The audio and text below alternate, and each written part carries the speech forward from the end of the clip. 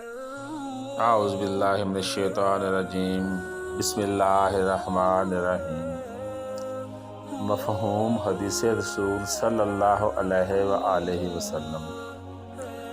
حضرت ابو ہریرہ رضی اللہ تعالی عنہ فرماتے ہیں کہ ایک شخص نے رسول پاک صلی اللہ علیہ وآلہ وسلم سے عرض کی، یا رسول اللہ صلی اللہ علیہ وآلہ وسلم، میرے بعض رشتہ دار ایسے ہیں، میں ان سے تعلق جوڑتا ہوں اور وہ مجھ سے تعلق توڑ دیتے ہیں۔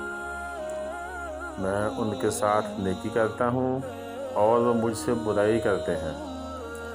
میں بردباری کے ساتھ درگزر کرتا ہوں اور وہ میرے ساتھ جہالت کے سلوک کرتے ہیں۔